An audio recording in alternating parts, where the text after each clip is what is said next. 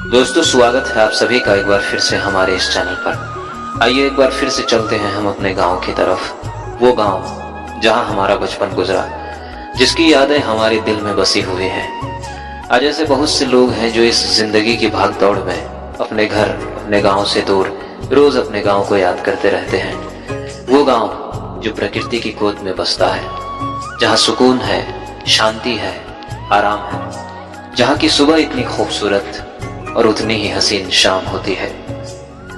वक्त का ये परिंदा रुका है कहाँ, मैं था पागल जो इसको बुलाता रहा। 4 पैसे कमाने मैं आया शहर, गांव मेरा मुझे याद आता रहा। सुबह सुबह जब खुली फिजाओं में चिड़ियों की चहकती मधुर आवाज के साथ सूर्य की चमकती किरण जब दस्तक देती है, ऐसा लगता है जैसे धरती पर स्वयं स्वर्ग उतर आई हो। सूरज की किरणों के साथ सबके घरों में जलती चूल्हे की आंच पर बनती रोटी की सोंधी सी खुशबू अब भी बहुत याद आती है।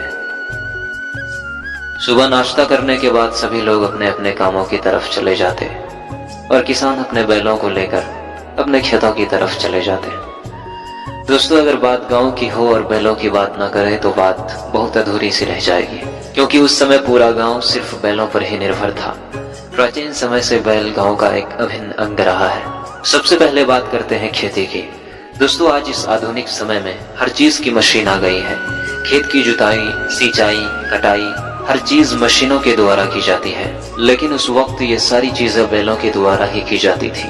आजकल हर जगह किसान अपने खेतों की जुताई ट्रैक्टर से करते हैं। बड़े बड़े खेतों की जुताई घंटों में हो जाती है, लेकिन उस समय खेतों की जुताई के लिए एकमात्र साधन बैलों का था। उस समय खेती से पहले कई दिनों तक सिर्फ जुताई ही चलती रहती थी, फिर उसके बाद बुआई का काम शुरू होता था।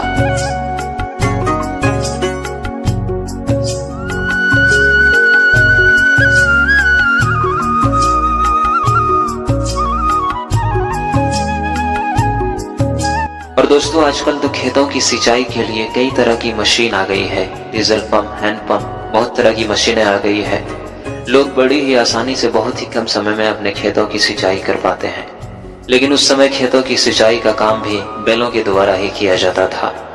कुछ इस तरह से बैलों के द्वारा कुएं से पानी निकाला जाता था। इस विधि को रहर सिंचाई के नाम से जाना जाता था। इस तरह की सिंचाई 10 से 15 दिनों तक चलती रहती थी। जिसके पास ज्यादा जमीन होती थी, उनको 20 से 25 दिन लगता था इस तरह की सिंचाई करने में।